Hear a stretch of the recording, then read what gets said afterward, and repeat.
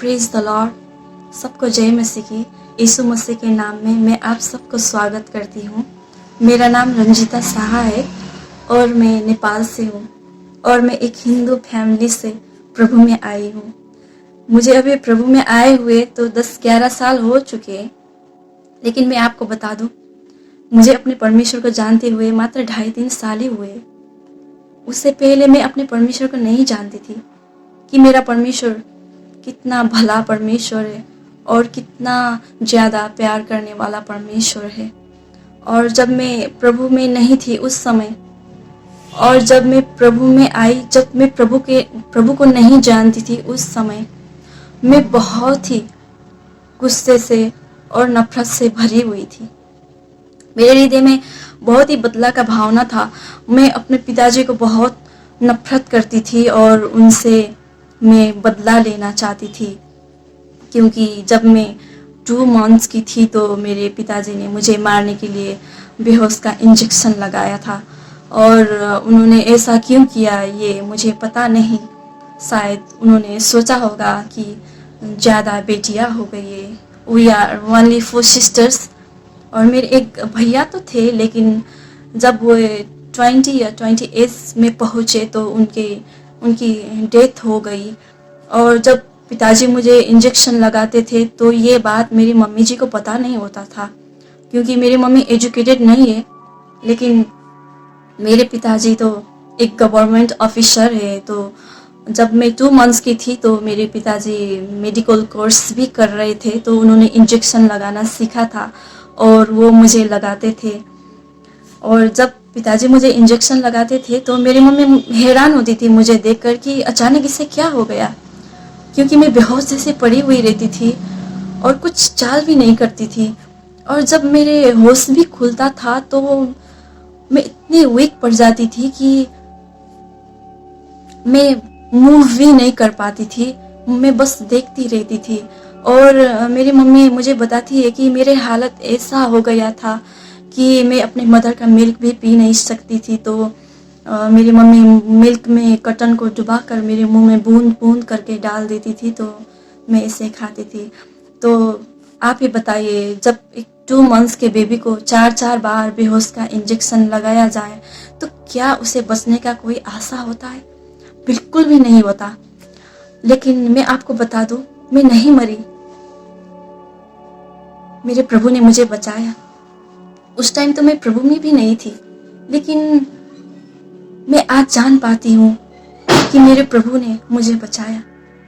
और जब मेरी मम्मी को पता हुआ कि पिताजी इंजेक्शन लगाते हैं, तो मेरी मम्मी ने मेरे पिताजी के हाथ से मुझे छीन लिया, ये कहते हुए कि मैं आपको ऐसा करना नहीं दूंगी, मैं अपने बच्चे को आपको मारने नहीं दूंगी। तो मेरी मम्मी ने मुझे छीन लिया। और जब मैं 2 मंथ्स की थी तो मेरे पिताजी ने दूसरी शादी करके हमें केयर करना बंद कर दिया। और जब मैं थोड़ा बड़ी हुई तो फिर मैं बीमार पड़ी। बचपन में मैं बहुत बीमार पड़ती थी, मैं बहुत वीक थी बचपन में। मेरी मम्मी मुझे बताती है कि मेरी हालत ऐसी हो गई थी कि मैं बहुत लास्ट स्टेज में पहुंच गई थी और मेरा बचने का कोई आशा नहीं था। लेकिन फिर भी मेरी मम्मी ने सोचा कि एक बार इसे फिर लास्ट टाइम मैं डॉक्टर के पास ले जाती हूँ, ये बचे तो बचे, मरे तो मरे। ऐसे करके मेरी मम्मी ने डॉक्टर के पास मुझे दिखाया, तो डॉक्टर ने कुछ दवाइयाँ लिख दिया। और मैं आपको बताऊँ, मेरी मम्मी ने सिर्फ एक गोली ही मुझे खिलाया तो मैं ठीक हो गई। अब आप ही बताइए, कोई भी बीमार को डोज पुगा कर उसे मेडिसिन खिलाना पड़ता है, नहीं तो वो दवाई काम नहीं करता। लेकिन एक गोली से मैं ठीक हो गई। और मैं आपको बता दूं, प्रभु ने मुझे बचाया वहाँ भी। और जब मैं बड़ी हुई थोड़ा और मैं जब बातें समझने लगी तो मुझे सब कहते थे कि तेरा पिताजी तो ऐसे, तेरे पिताजी तो ऐसे, तुझे मारने के लिए ऐसा ऐसा किया, तेरे पिताजी कितने बुरे हैं, तेरे हालत कैसे कर दिए थे। और मैं छोटी थी, जब मैं ये सुनती थी तो मैं आपको बता दूं, मैं टूट जाती थी और मैं अकेले में जाके बहुत रोती थी कि पिताजी ने मेरे साथ ऐसा किया।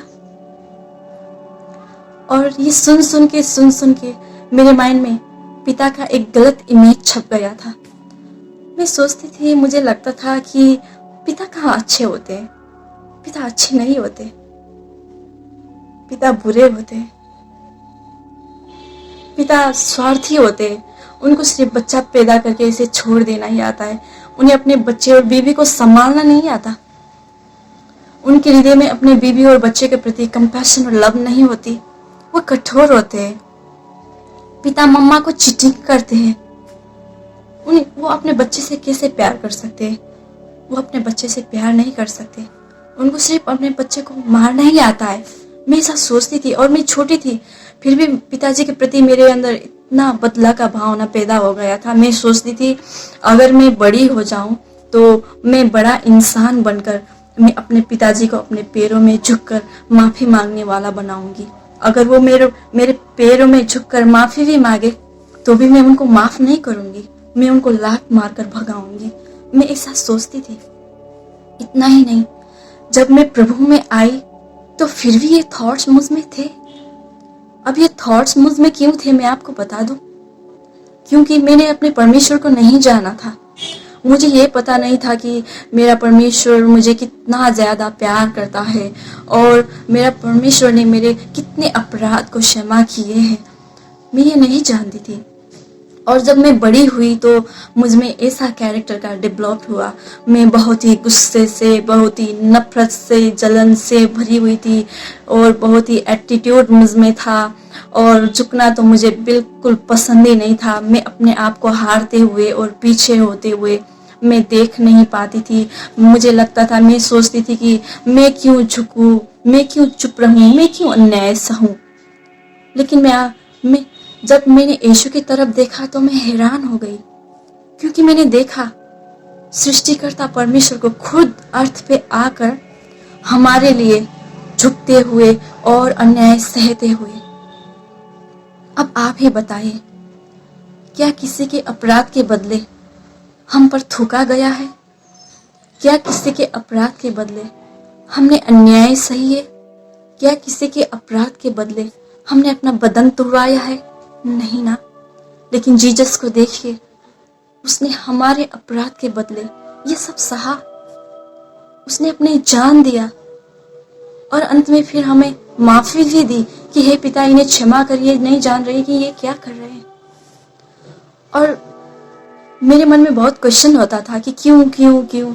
जब मैं प्रभु को जानने लगी तो ये बात मेरे हृदय में आया और तू कहती है तूने अन्याय सहा, लेकिन जीसस को देख, उसने तेरे अपराध के बदले अन्याय सहा, उसने अपनी जान दिया। और जब ये बातें मेरे हृदय में आया तो मैं आपको बताऊं, मैं बहुत रोई और मैंने अपने प्रभु को बहुत धन्यवाद दिया कि लॉर्ड थैंक यू, आपने मुझे ये बातें समझाई। आप ही बताइए, एक पेड़ जो फल से भरा हुआ रहता है वो हमेशा झुका हुआ रहता है, वो खड़े नहीं रहते। और आप और हमको भी ऐसा ही पेड़ पसंद है जो फल से भरा हुआ रहता है।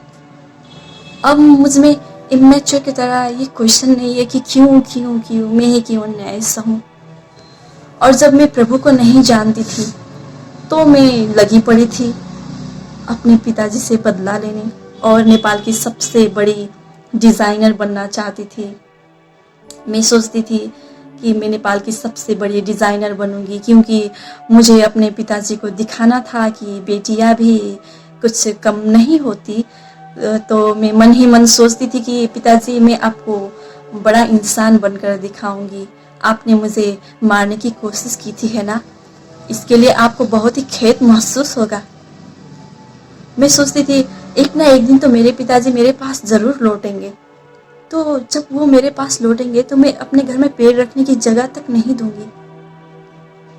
मैं ऐसा सोचती थी और मैं हमेशा यही वेटिंग में रहती थी कि कब मेरे पिताजी को ठोकरें लगे और वो हमारे पास आए और मैं उनसे बदला लूं, वैसा ही व्यवहार करके जैसा व्यवहार उन्होंने हमारे साथ किए थे। और मैं आपको बता दूं, लेकिन मुझे डिज़ाइनिंग सीखने की नीड्स नहीं थी, क्योंकि मेरे प्रभु ने ऑलरेडी ये गिफ्ट मेरे अंदर डाला था। मुझे इसमें कोई स्ट्रगल्स करने नहीं पड़े। बाइबल में लिखा है कि हर एक उत्तम दान और हर एक सिद्ध वरदान ऊपर से आता है, अर्थात ज्योतिया का पिता से। तो मुझ में ये ऑलरेडी गिफ्ट था कि मैं ऑलरेडी डिज़ाइन अच्छा बना लेती हूँ, मैंने सीखना नहीं पड़ा। लेकिन मैं आपको बता दूँ, मैंने बीच में एक मिस्टेक कर दिया। मैं ऐसे ऐसे डिज़ाइन करके कपड़े पहनने लगी जो एक गर्ल को पहनना ठीक नहीं है।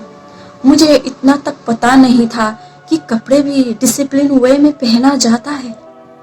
और इतना ज़्यादा सेल्फी की क्रेजी थी मेरे अपने ही मोबाइल में।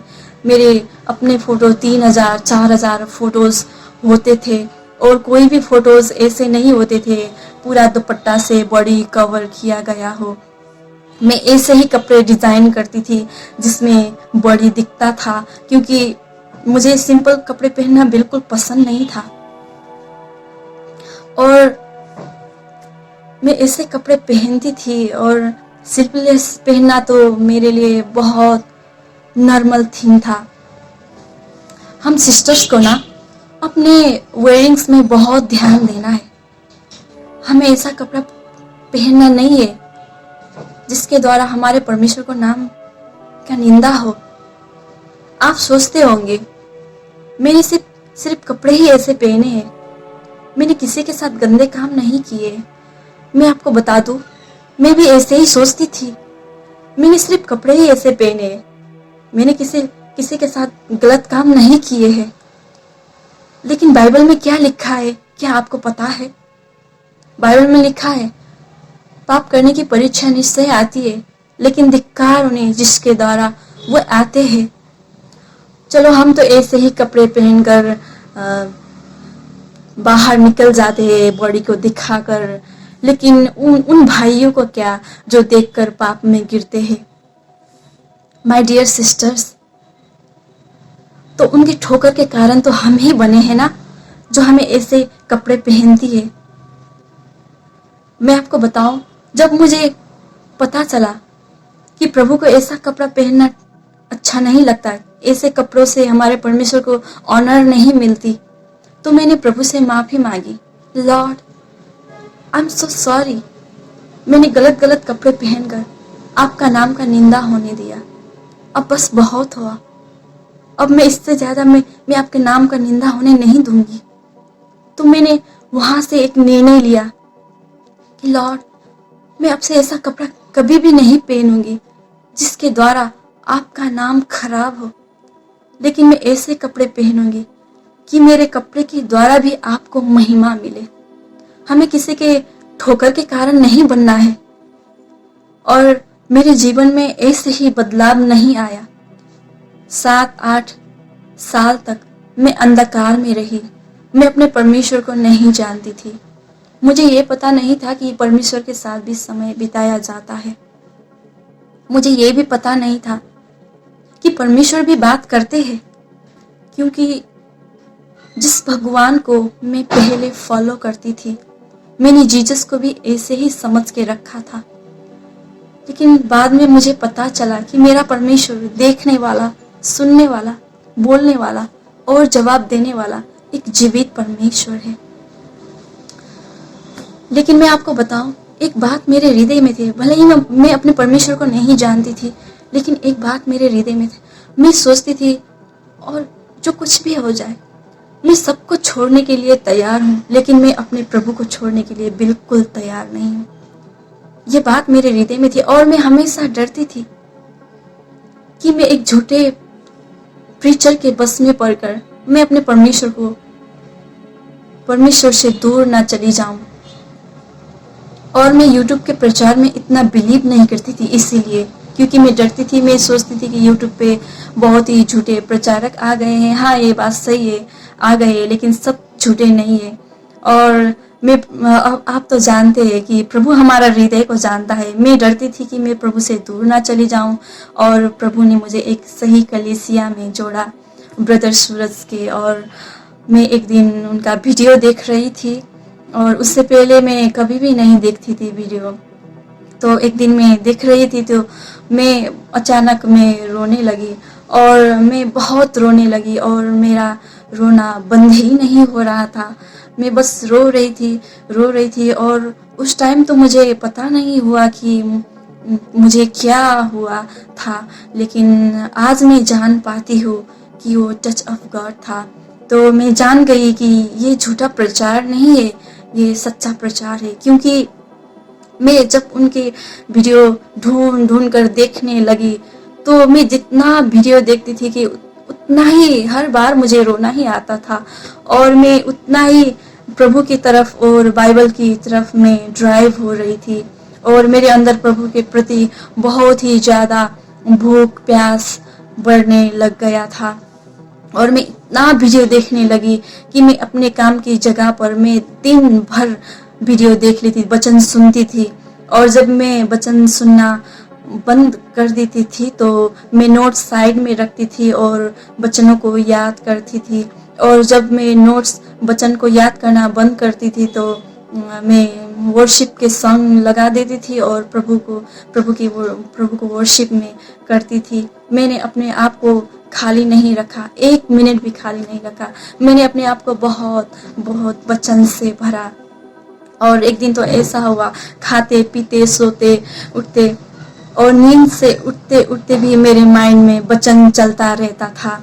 और प्रभु के अनुग्रह से मेरे गुस्सा बंद हो गया और जलन बंद हो गया और मेरा सेल्फी निकालना बंद हो गया। और मैं बहुत मूवीज़ भी देखती थी, बॉलीवुड मूवीज़, हॉलीवुड मूवीज़, और वो वीडियोस देखना भी बंद हो गया। और मेरे अंदर इतना बॉन्डेजेस थे वो सब ब्रेक हुए।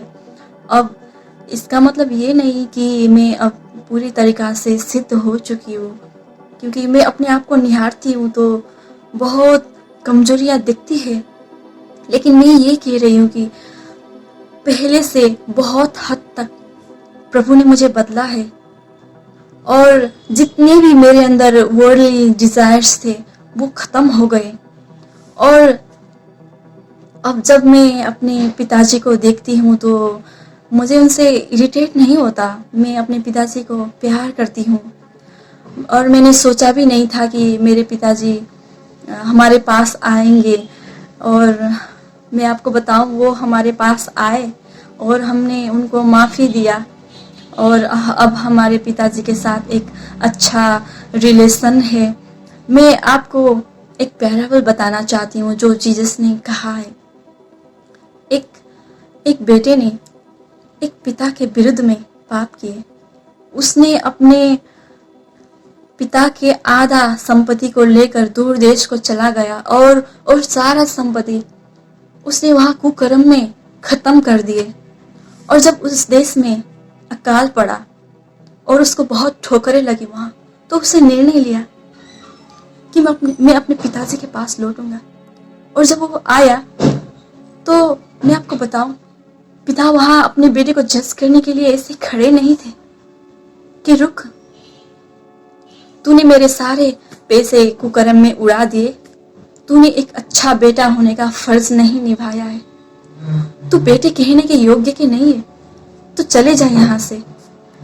बेटे ने ऐसे नहीं कहा, लेकिन जब पिता ने अपने बेटे को दूर से देखा तो अपने बेटे को रिसीव करने के लिए वो दौड़े, उन्हें अपने बेटे को हक किया और किस किया।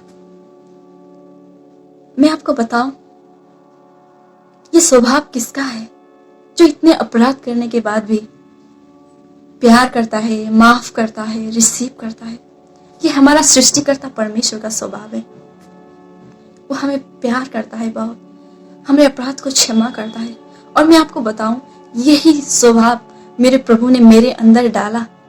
क्योंकि जब मेरे पिताजी हमारे पास आए तो मैं ऐसे खड़े नहीं थी उनको जज करने के लिए, रुकिए, आपने मुझे बचपन में मारने की कोशिश की, आपने हमको केयर नहीं किया, आपने एक अच्छा पिताजी होने का फर्ज नहीं निभाया, अब आप पिता कहने के योग्य के नहीं है, आप चले जाइए। मैंने ऐसे नहीं कहा उनको। मैं आपको बताऊं, मैं बहुत खुश हुई जब मेरे पिताजी हमारे पास लौटे। मैं सबको बताने लगी कि मेरे पिताजी मेरे पास आए, हमारे पास आए, हमारे पिताजी हमारे पास आए। मैं बहुत खुश हुई। मैं आपको बताऊं, हमारा परमेश्वर वो परमेश्वर नहीं है जो हमें बाहर बाहर बदलता है और अंदर करवाहटी रखने देता है। नहीं, हमारा परमेश्वर वो परमेश्वर है जो हमें अंदर से बदलता है। वो हमें अंदर से बदलाव हमें लाता है। मैं आपको बताऊं, अब मेरे हृदय में अपने पिताजी के प्रति इतनी नफरत, गुस्सा, जलन कुछ भी नहीं है। मैं अपने पिताजी से बहुत बहुत प्यार करती हूँ। हाँ, मैं अपने पिताजी से बहुत प्यार करती हूँ। वो हमारे पास आए और मैं बहुत खुश हूँ। अब मुझे खुश रहने के लिए सेल्फीज निकालना नहीं पड़ता, मूवीज देखना नहीं पड़ता, टिकटॉक बनाना नहीं पड़ता। और मैं जितनी वर्ल्डली थिंग्स है, मैं ये कुछ भी नहीं करूँ तो फिर भी मैं बहुत खुश हूँ। वहां से मैंने एक बात सीखी कि हम इंसान में बहुत ही खालीपन रहता है और हम क्या करते हैं, वर्ल्डली थिंग्स से हम अपने आप को भरने की कोशिश करते हैं। लेकिन मैं आपको बता दूं, जब तक हमको बनाने वाला परमेश्वर के पास नहीं जाते,